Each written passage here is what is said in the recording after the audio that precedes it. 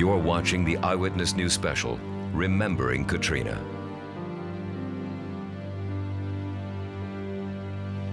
Good morning, everyone, and thanks for joining us for this day of remembrance, reflection, and recovery. I'm Eric Paulson. And I'm Sally Ann Roberts. 1 year ago this morning, we were fearfully watching the worst hurricane in U.S. history approach the Gulf.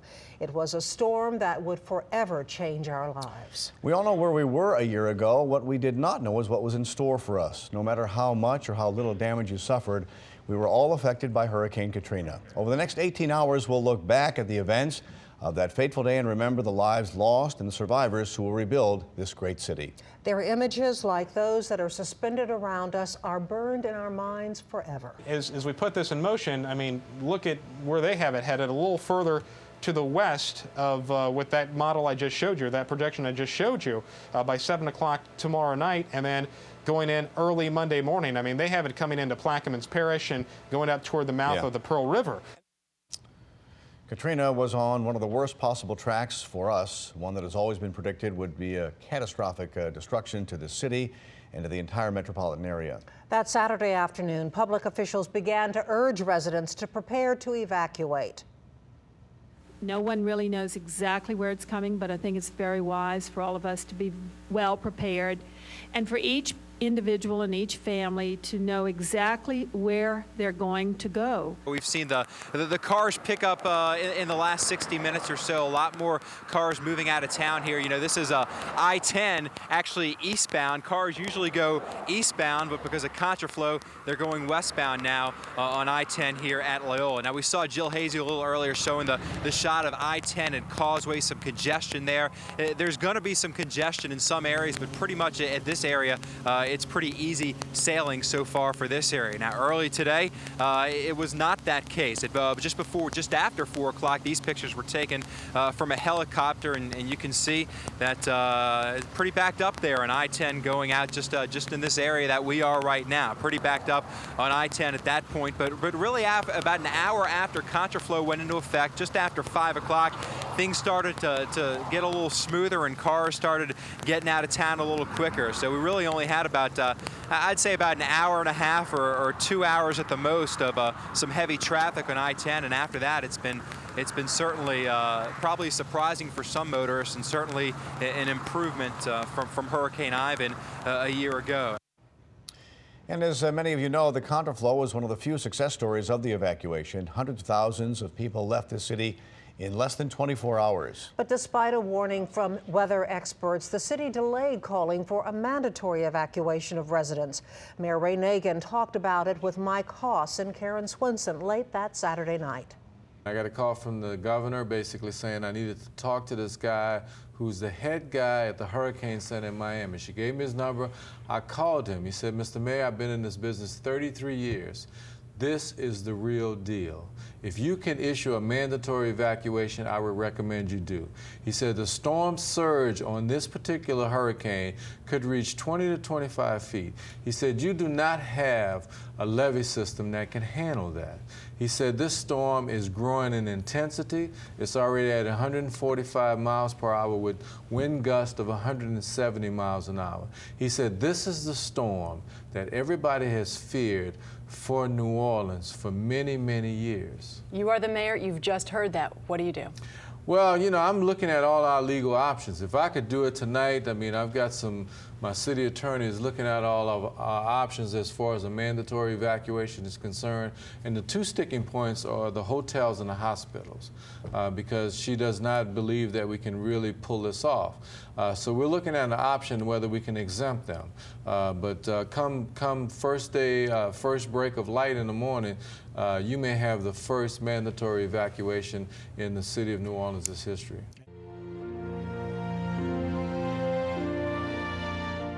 And we're continuing our coverage of Katrina 1 year ago today.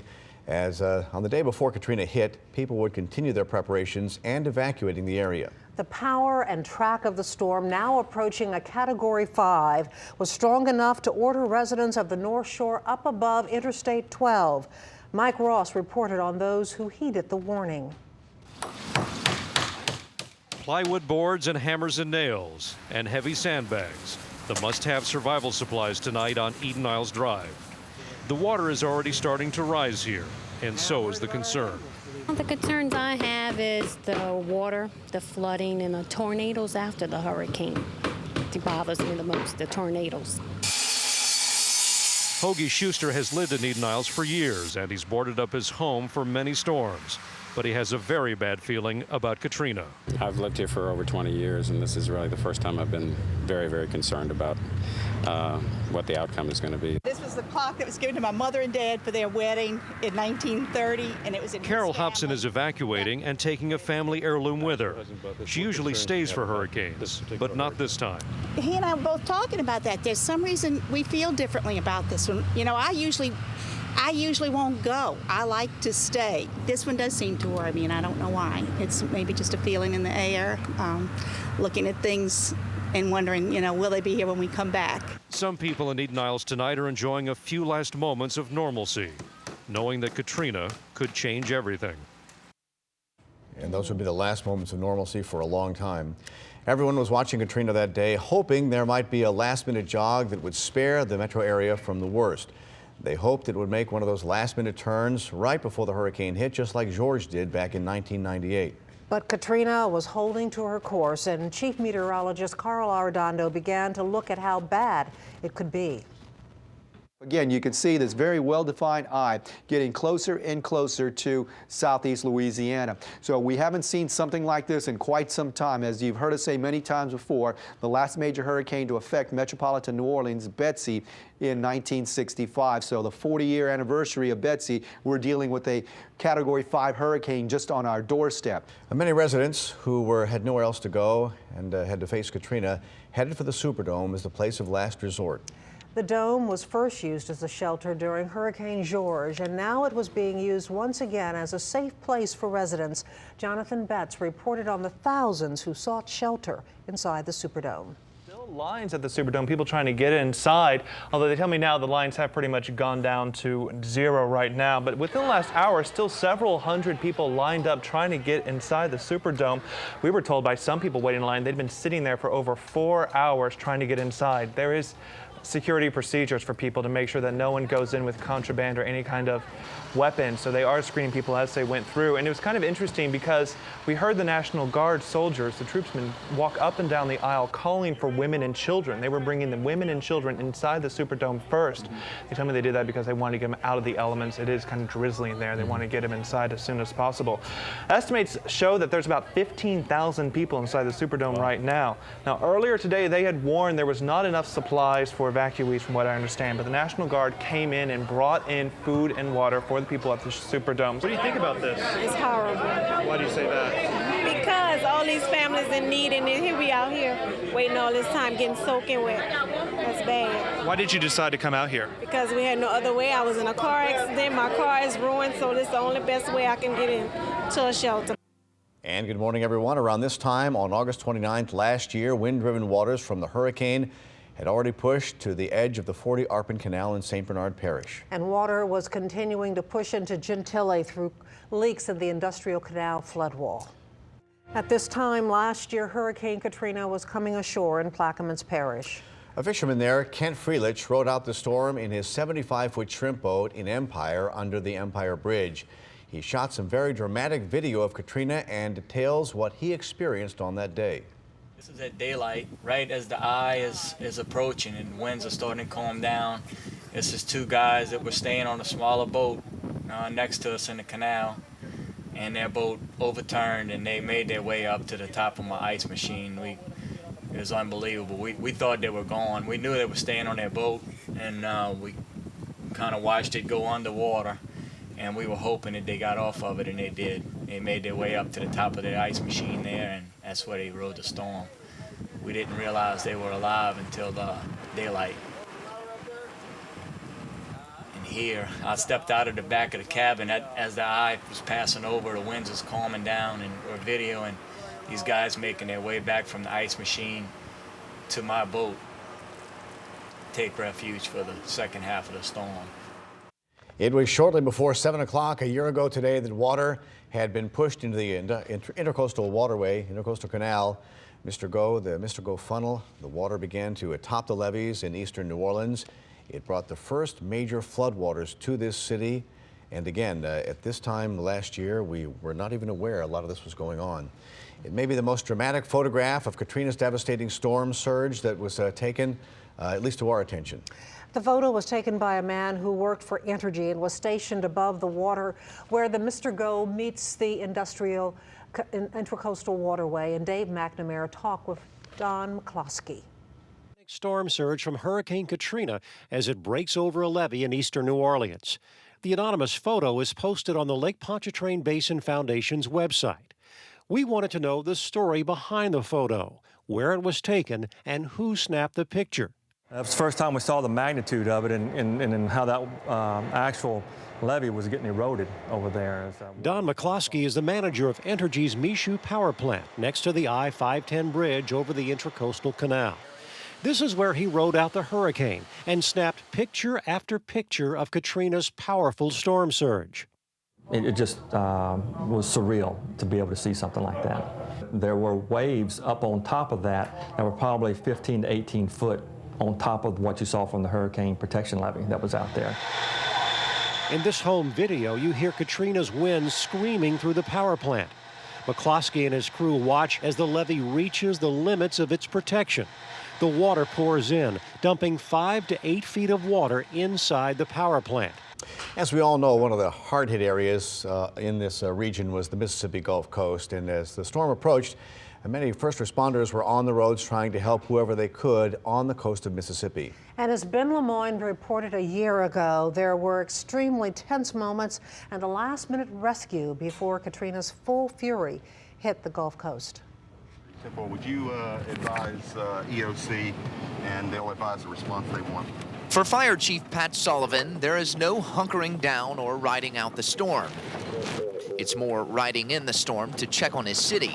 And with the eye of Katrina just minutes away, he doesn't like what he sees. What you're looking at is Camille 2. On Highway 90, a few hundred yards from the Gulf, waves crashed several feet over the asphalt. Sailboats that were chained down in harbors were tossed inland like toys. For emergency crews, it's a reconnaissance mission in the worst of conditions. We had a 53, but it's off and on. Let's get out of here. Okay. But a call on the radio would soon turn it into a rescue mission. Tornado just hit an apartment in North Gulfport, may have somebody trapped. With that word, a convoy of crews raced to the other side of the city. Hopefully it's minor. Hopefully it's not as severe as it sounds. But in some ways it was worse. 2 families trapped in a duplex with the roof ripped off and Katrina about to be on them. 3 more, 2 adults and about a 13-year-old girl. One by one, firefighters carried out parents and children. Are you okay, ma'am? What happened? We was in the house, all of a sudden we heard something sound like a bomb dropped on us. A roof, we went there, the roof was gone. It was gone. Let's go. Rescue workers took the families to a shelter. It was the first of many calls for help in the hurricane. But with the limbs and power lines crisscrossing roads and the Gulf surging more than a half-mile inland, help would soon be cut off, leaving many on their own. This is why we tell people to get out. By this time in our timeline of events happening a year ago today, water from the industrial canal leaks had reached into mid-city, but something a whole lot worse was about to happen. The east side of the industrial canal levee that protected the lower Ninth Ward began to fail. Floodwaters surged into the lower Ninth Ward, destroying houses and rushing across the parish line into Araby and Chalmette. The first indication we had that one of the levees had breached was just about 8 a.m. Monday morning during the height of Katrina. We were broadcasting, as we mentioned before, from LSU studios in Baton Rouge when Bill Capo caught the bulletin from the National Weather Service. Let me ask you. If I may break in here for a second. Okay, we've got a flash flood warning for New Orleans, so if you guys can get to me. This has just come out from the National Weather Service. A flash flood warning for Orleans Parish. Stay right there, Chancellor. We'll come right back to you. This is a flash flood warning for Orleans Parish. A flash flood warning for Orleans Parish. What has happened is a levee breach has occurred along the Industrial Canal at Tennessee Street. Now, Tennessee Street's in the Holy Cross area. It parallels the Industrial Canal a couple of miles away, a couple of blocks away from the Industrial Canal. Because of this levee breach, 3 to 8 feet of water is expected in that area. About a year ago at this time, the huge force of the water that had piled up behind the 40 Arpent levee in St. Bernard Parish began to overtop and then breached the levees there, causing a huge storm surge and then flooded St. Bernard Parish. Around 8:30 in St. Bernard Monday morning, many in the parish thought the worst had passed them by. Down in Miro, the Vaccarella family was had their home video recorder going. As you can see by the timestamp on the home video you're about to see, it goes from bad to worse in just a matter of hours.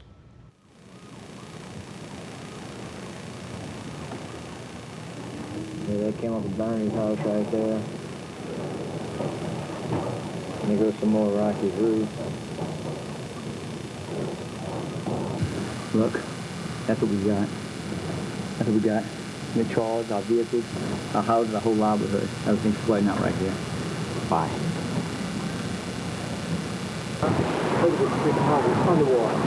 Trying to get his boat to him to save himself. And then they're jumping in out there and going to get him. I think they're both hooked on a stamp. Terrible. Look, the houses. Every house over is underwater. That's how I wanted you to do it. You must say. That's it, guys. I ain't never gonna live through this. We're back here. We were here all night, Sally Ann, and you know, when we left this set, the hope was that it wouldn't be as bad as they had feared. They say it wasn't as bad as we feared, but it was bad. We're looking at the Hyatt Regency right now, and we haven't. You can see the wind blowing through those windows that have been blown out. And you know, we had thought this was going to be. Look at that. Yeah, we thought this was going to be a devastating storm like this. And you know, for a while, when it said it was jogging a bit east, and we said the eye wall wasn't going to come into Orleans Parish, or at least down to the CBD, we thought maybe we'd escape some of this. But you can see. It was 9 a.m. The wind had already been howling for hours. Some areas of downtown saw street flooding from the torrential rains brought on by Hurricane Katrina. But the water in the streets here was nothing like what was to come. Water was already racing through gaping holes in the levees all around the city, the Industrial Canal, the Orleans Canal, and the London Avenue Canal. And they soon would be joined by the failure of the 17th Street Canal levee. As many as 100,000 homes would be flooded and hundreds of lives As lost. you know, 80% of the city flooded from those many breaches. And at this time a year ago, we really didn't know how devastating of a flood it was. Only when time started passing did we realize, my gosh, everything had been wiped out.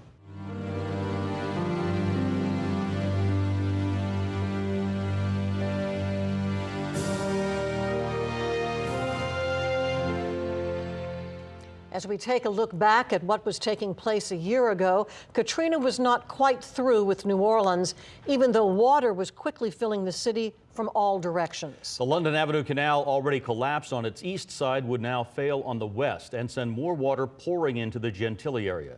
As the water swirled through the Gentilly and Lakeview area, residents who had stayed wondered where the water was coming from.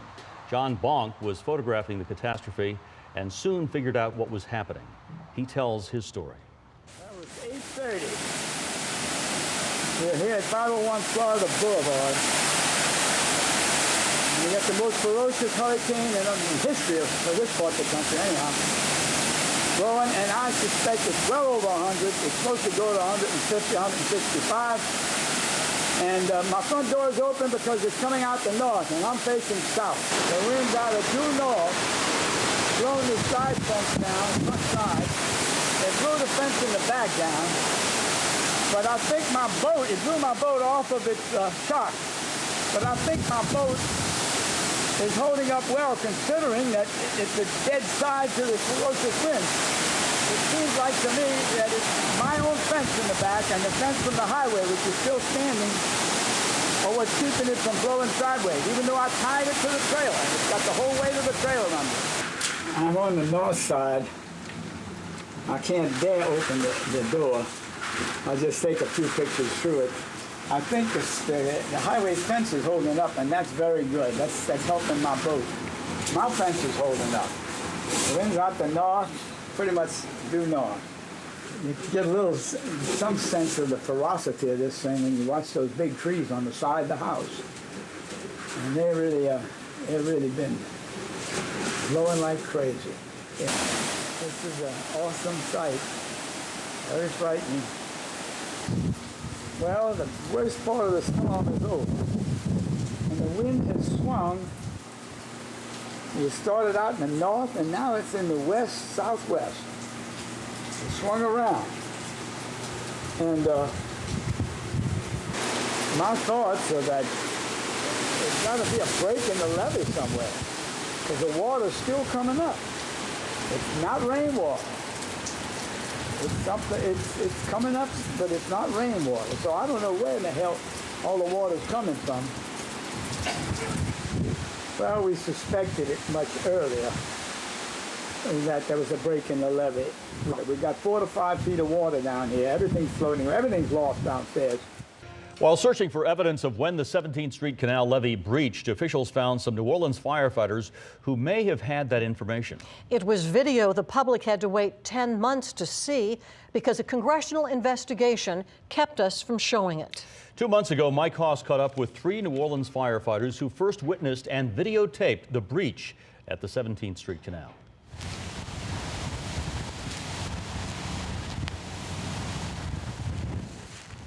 At daybreak, Katrina was roaring and visibility was next to nothing. The 9 New Orleans firefighters riding her out inside the Lake Marina Tower couldn't see much, but heard plenty. The wind coming through back here was, it was like a freight train coming through there, howling noise it was making. Just after 9 o'clock in the morning, Captain Paul Helmers, an 18-year veteran, saw something he wasn't expecting. Water rising in the back parking lot. I would say about 10 minutes after we saw it rising, I was pretty certain that the levee had to be breached. It was rising at such a rate. Helmers grabbed his video camera and went up to this top floor stairwell. With the building swaying, he searched and searched but couldn't see the breach until visibility cleared enough for him to zoom in a half a mile away to the water pouring in. When I saw that, I'm sure my coworkers had the same reaction. You know, my heart just dropped. Even though I knew the levees were breached before that, seeing it, and knowing that the fate of the city was sealed. Whitecaps in my backyard here. Jackley says he stayed at his lakeshore home for every hurricane since 1972. I never had any big water before, and then when it started coming up like that, I said, "Oh my goodness, what am I going to do now?" The wind intensifies as Katrina's western eye wall moves closer to Slidell. First, pine trees smashed the boathouse.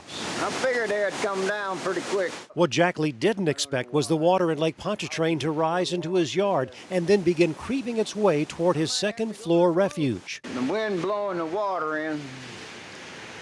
I don't know what to tell you. I got another 3 or 4 feet, man. I'm going to have to head for the roof. When my car started floating away downstairs, and the shop downstairs started going, and the glass doors downstairs broke away, and all the yard was full of water, and I says, well, it can't get much higher than this, and then again I was wrong. Then comes the real shocker. The homes of Jackley's neighbors begin tearing off their foundations. Remember them guys that built that house over there? Here it comes. There goes the air conditioner and everything. One after another, houses are floating by Jackley's rear porch. Poor guy his house is moving right down the bayou. The houses float for a while, spill their furnishings, and then sink. Man, this thing better quit pretty quick. I can't believe that. The whole house is gone. There's Ray's refrigerator. Jesus, his whole house is gone too, man. Where's all this stuff coming from? And the water continues rising. Jackley's second-floor living area is now under attack. Oh, Jesus Christ, got a tidal wave coming. Here it comes up the front door, broke the front door. The wind is pushing waves up the stairwell, blowing wind and water under the second-floor door. Get the hell out of here, I see it. It don't look good for the home team. The water continues its push. Here it comes. It's in the house. Broke the door lock. There it is. Oh, man, I can't stop it now. While waves pound the front, The houses between Jackley's rear yard and Lake Pontchartrain have disappeared. Oh, no. There were 4 houses over there. Now they're gone, all 4 of them. Jackley feels the waves pounding the floor beneath his feet. When's this thing supposed to stop? Whew. It takes 6 to 8 hours for the water to peak at this level. Just take pictures, that's all I can do. Woo, Toby. That's the second story up here. Would you stay next time? Oh, yeah. This old house would be all right. It ain't up for sale. Meantime, North Shore Bureau Chief Mike Ross also found plenty of destruction all over that parish. Katrina roared into the Mandeville-Covington area with ferocious power. Wind gusts at or near 100 miles per hour knocked down traffic lights, splintered tree branches, and ripped sheet metal from buildings. Even as the winds were still howling, residents of the Country Club Estates neighborhood near Mandeville looked over the damage. Yeah, it's pretty rough. The wind was real high, and it was gusting like crazy. We live just down the street here, a lot of pine trees, and one real big pine tree almost hit our house. In fact, it's laying, the outer limbs are laying on top of it, but it got a little hairy. In Covington, the downed trees and power lines were also a huge problem, blocking streets and damaging buildings. A large boat sits aground in the westbound lanes of the I-10 in Slidell, an amazing sign of how far the storm surge has spread. The hurricane pushed Lake Pontchartrain deep into Slidell. The storm surge put Old Spanish Trail under waist-deep water, and some residents chose to wait out. Couldn't afford to leave, and I didn't think it'd be this bad. When I left, my house was shifting on the cinder blocks, truck and motorcycle underwater. Lost everything. Rhonda Scott waded to the I-10 from her home near Pontchartrain Boulevard. She was determined to carry her 2 cats to safety. Well, I was like everybody else, May 5th storm came along, it was like this close to coming in my house. Figured I was at the highest point. But then the water started coming underneath the walls, and it started coming up really fast, and I almost didn't get out the door. I would have had to try to get in the attic. Didn't have a ladder, so I said I'll walk it out. The extent of the storm surge simply stunned Slidell residents who were trying to return to their homes. The damage Katrina did to St. Tammany Parish was extensive, and the storm surge was devastating. This next story gives you a look at the horror Katrina left behind and the raw emotions the storm exposed. Ben Lemoyne traveled to the Eden Isles area and filed this report. All of this was on this bridge. What you see here was on this bridge. The people who call Eden Isles home were sorry to see home Tuesday evening. Sheriff's officials say every house in their neighborhood is damaged. Most are destroyed. I couldn't believe it. I didn't think it could be this bad. And the further I walked, the worse it got. And when I got up to about Savage, where Savaggio's used to be in the porthole, and saw that, I broke down. I mean, it was terrible. I don't know. I really don't know I was going to stay, but I can't stay. All I can tell people is, hey, there's mud everywhere. And Eden Isles is, be prepared for this devastation. It looks like a war zone. I've never seen nothing like it in my lifetime. And I've lived in Louisiana since '57. In the North Shore area of Highway 11, boats are tossed into yards, houses are on top of houses, cars on cars. What used to be a marsh is now a lake, and a several-mile stretch of highway looks like a game of pickup sticks. On the twin-span bridge between Slidell and New Orleans, many sections are hanging into the water. Others shifted several feet. Boats and debris cover the roadway, along with a car. With an ironic twist, a man named Serge rode out Katrina in his attic as the storm surge filled his first floor. That was very bad. Basically, I was in the attic of my house for at least a good 4 or 5 hours until the water started receded, because in my house, the water was up to my hip and getting higher than that, so I went to the attic. Others count themselves lucky. John Sconza and his son Jack surveyed their damage on the North Shore. His first floor is gone, but he's optimistic. When your expectation again was that you were going to have nothing and you just got a standing house, my reaction to that was like, I feel fortunate. So it'll take a couple of months, but once I get the water going and the electricity going, we'll clean it up and we'll be back in.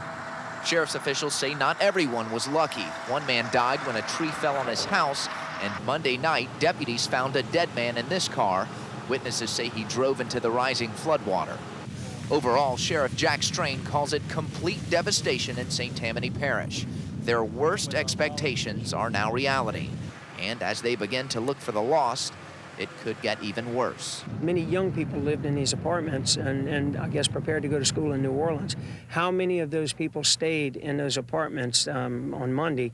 And we don't know that yet. We're preparing for the event that there may be multiple or hundreds of bodies, and we're just hopeful that that's not the case. We are familiar with the visual images of people begging for help as the waters rose. But up until now, we had not heard the equally tragic pleas for help from those who were calling 911. Those emergency operators answered more than double the amount of calls typical for a single day, even with thousands of New Orleanians evacuated from the city. Now, for the first time, we are hearing people's desperate calls for assistance, and operators listened, because in most cases, that's all they could do. Jill Hazu has the story. Please, I'm begging you, we can't stay all night. I can't breathe, my daughter can't breathe up here. Please, I heard the boats, but nobody stopped to get us. We hearing all these boats. Ma'am, it's not that they're just not stopping to get you, ma'am. No, they're probably getting someone in the area also, ma'am. All they could do was listen. There's nothing I can do. It's just, feeling helpless. We just can't describe what those people went through, but we felt it. We heard it.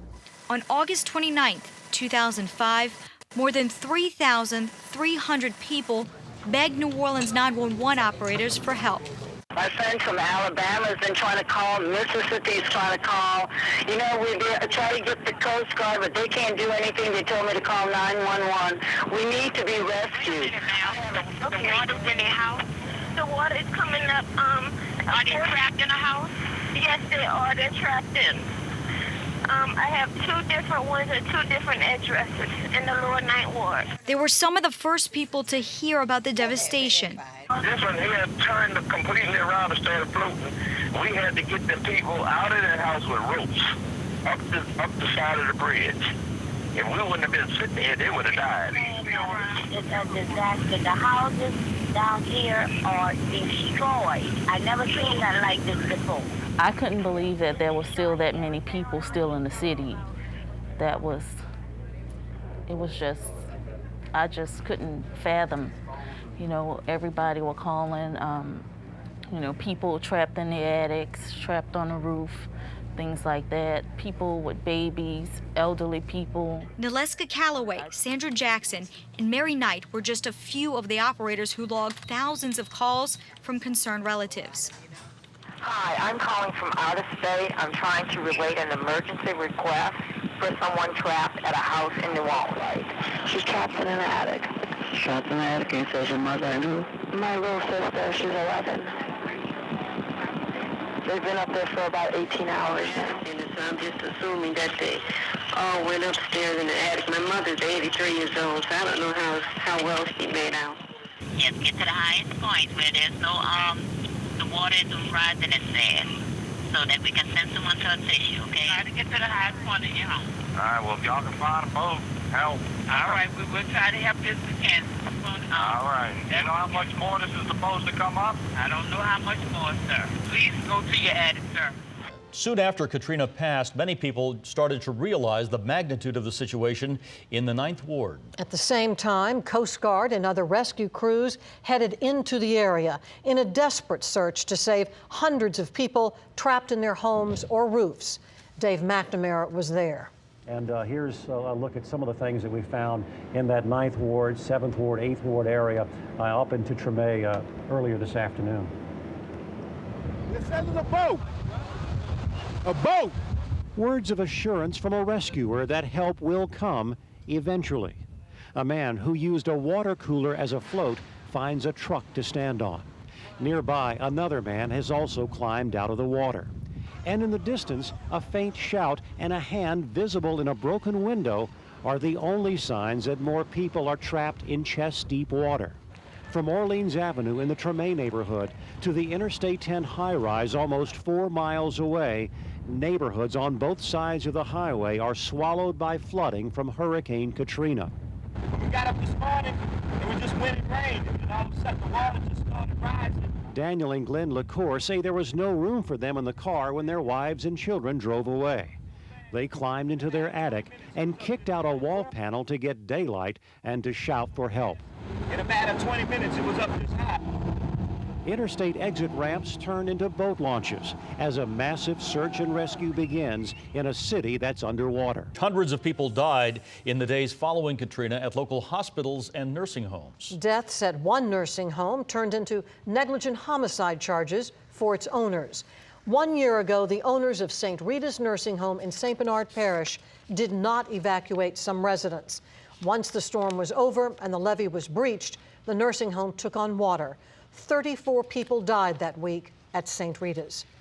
Next month, a special grand jury is expected to decide on formal charges against a doctor and 2 nurses who worked at Memorial Medical Center during Hurricane Katrina.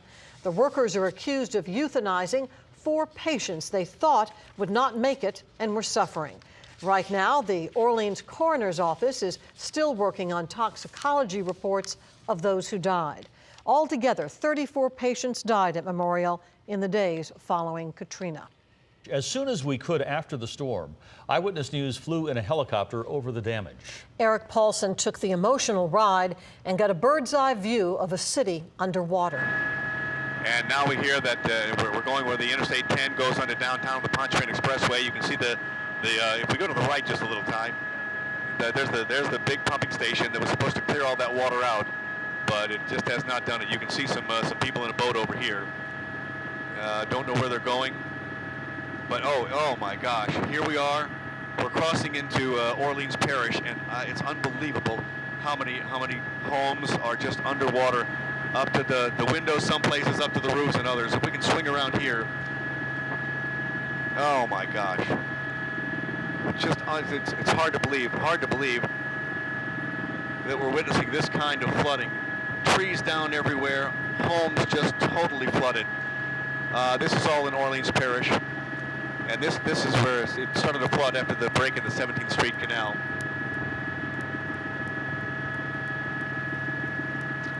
Actually, that might be Metairie still. Here we go over here. I'm trying to get my bearings. Yeah. All right. Now we're into Orleans Parish now. There's the 17th Street Canal right there, and you can see. Oh my gosh. Just unbelievable here. Now we're still on the interstate. This is the 610 right here. We're on the 610. Probably going by City Park. Oh yeah, City Park is just full. City Park looks like a lagoon. It's to the right over there. And just totally flooded this area. Oh my gosh. You can see trucks, all kinds of ambulances parked up on the roadway there. There's a condominium development right over there. It looks like it's an island in a sea of water. Unbelievable to see this. Interstate 610 still inundated with water. Look at the buildings underwater here. As far as the eye can see, buildings totally underwater. You can see people on the expressway here. This must be part of the rescue operation going on. It looks like they have boats and they're trying to pull people out of homes. You can see all these homes, many of these homes, up to their roofs or almost up to their roofs, just filled with water. There's a helicopter there on the interstate. They've even marked a red H. You can see all the rescue boats there. Obviously a rescue operation going on here.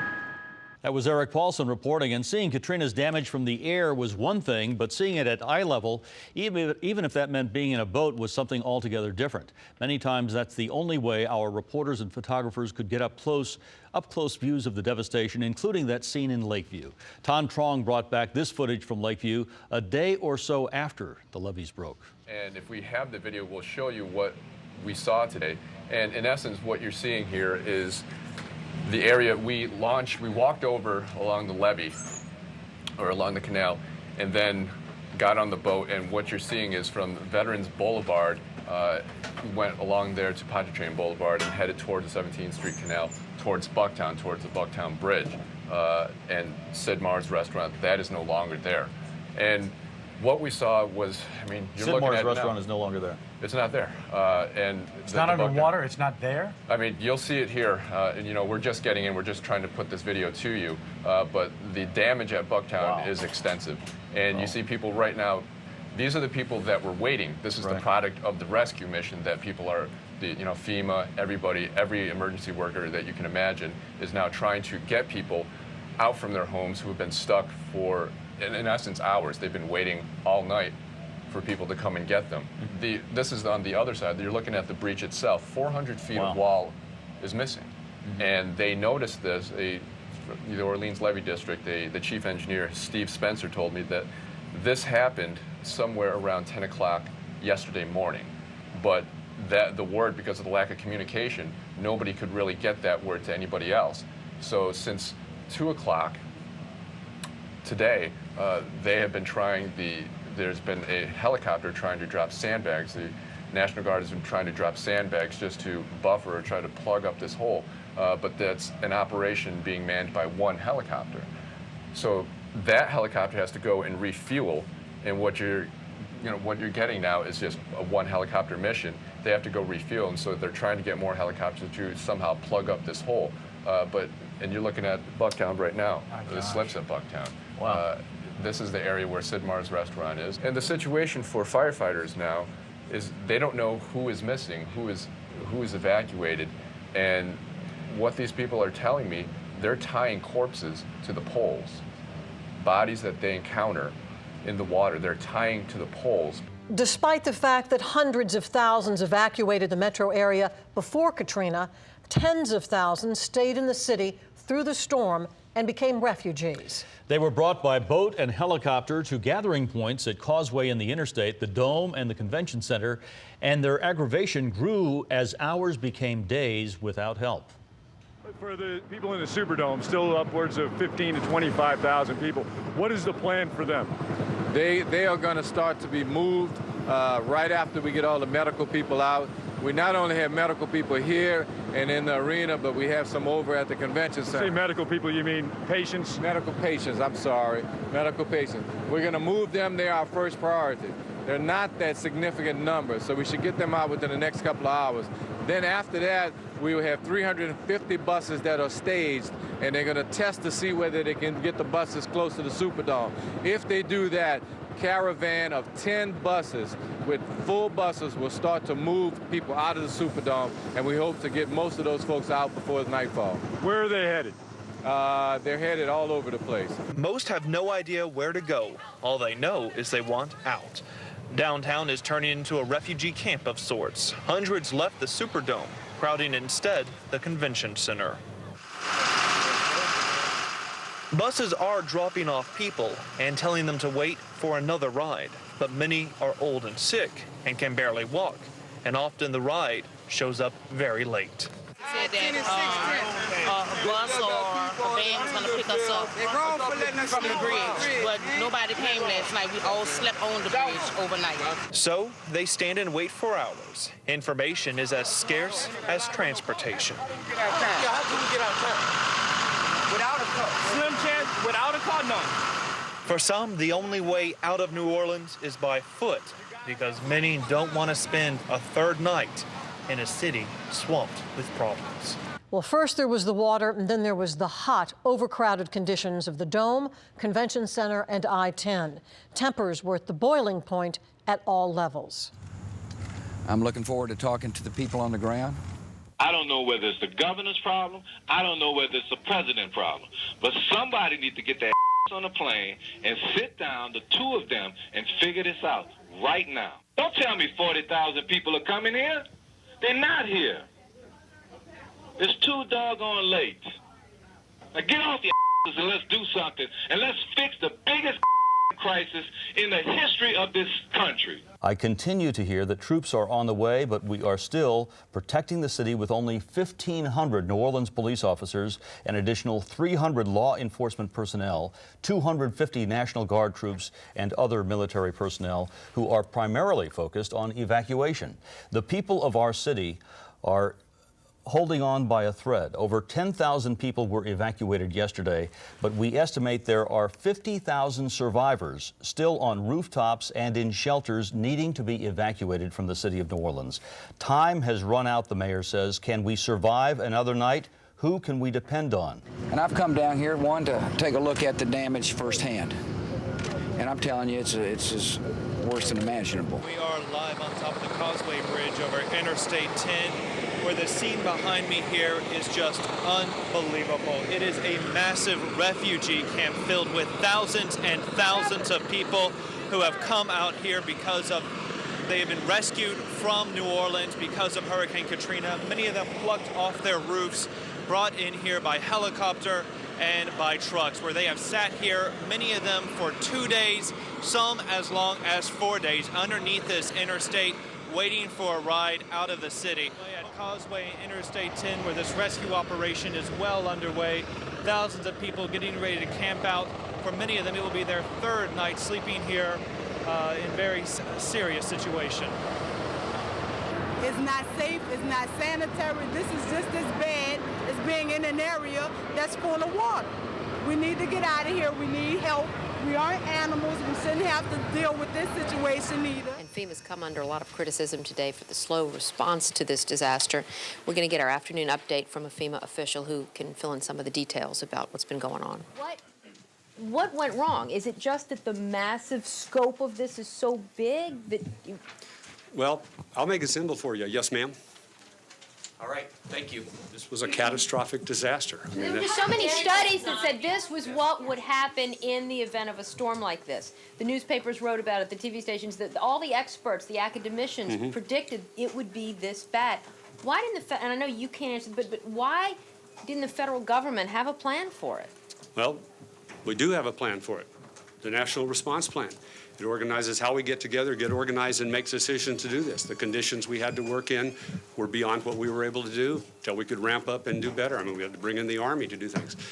You know, it's just, I mean, it was an overwhelming disaster. Thanks to the good work of the Adjutant General from Louisiana and troops that have been called in, that the convention center is secure. One of the objectives that we had today was to move in and secure that convention center and make sure the good folks there got food and water. Well, good afternoon, Lee and Shauna. It's Friday night, it's 6 o'clock, and on Interstate 10, there's a whole new meaning to the word rush hour. The rescue operation is definitely in full swing here on Causeway Interstate 10, where thousands and thousands of people have camped out, basically, waiting for a ride out of New Orleans. The one positive thing I can say here is that this rescue operation seems to be running with military precision. We've been here all afternoon, and the number of helicopters has increased, where it is now almost a constant flow of helicopters landing on the interstate, picking up people and flying off. Authorities here tell us that just yesterday, 5 people died here at this very location, waiting for someone to come and take them up. Well, we can see very little order to it. They are able to fit, I would say, you can see just, well, since we have the picture here, just the debris that is flying out over all these people in the tents here. As this helicopter looks for a landing site, there are so many helicopters here. They are landing in pretty much any available space they can find. Staying in a shelter with no light. A baby can't stay in there, it's too high, mosquitoes bite, that's too much.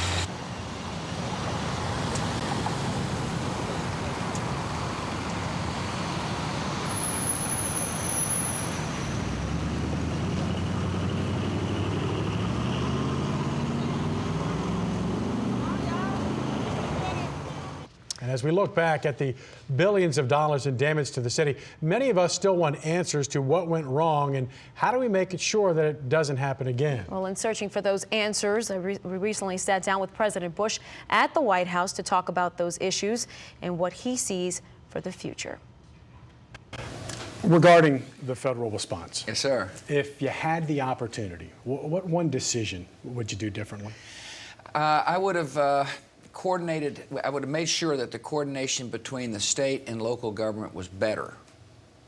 I think it's one of the really interesting lessons learned of Katrina, that we could have done a better job of communicating and coordinating in a much better way, and that's why we're taking the lessons learned from the past and are addressing the lessons learned and working closer with the government of Louisiana and the local government of New Orleans. The federal government has appropriated $110 billion to the relief. Mayor Nagin says only about a fraction of $1 billion has been approved by the federal government for the infrastructure, and very little has reached the city. A year later, where's the snag here? Yeah, you know, I've told Don Powell, who's my man who's responsible for working with the mayor and the governor, to identify places where there has been where there's bureaucracies preventing the money getting to the people. And I asked him to call Mayor Nagin recently and say specifically what is it that is not happening, because most of the money, about 70% of that which has been appropriated, has been out the door, gone to the states. And look, the purpose of all this ought not to be to blame anybody, but is to get the money to the people. Well, we leave you tonight with one of the most memorable moments for New Orleans post-Katrina. The one and only Bruce Springsteen performed at this year's Jazz Fest and floored the crowd with his rendition of his classic My City in Ruin. It is a song of destruction and redemption. And that's the message that many this anniversary of Hurricane Katrina hope to carry away as we all try to recover together. Good night, everyone.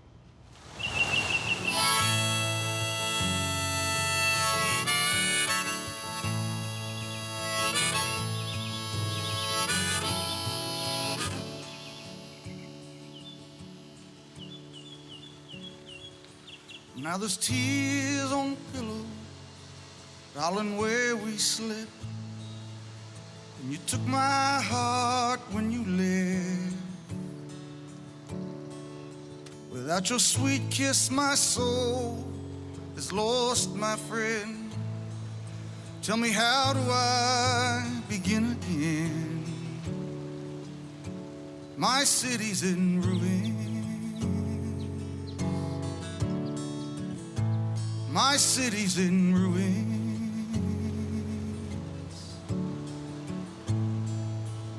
Now with these hands, with these hands, with these hands, with these hands, I pray, Lord. With these hands, friends from America, I pray for the strength, Lord. I pray for the faith, Lord. These hands, with these we hands, pray for your love, Lord. With these hands, with these hands, pray for the lost, Lord. With these hands, with these hands, pray for this world, Lord. With these hands, with these hands, pray for the strength, Lord.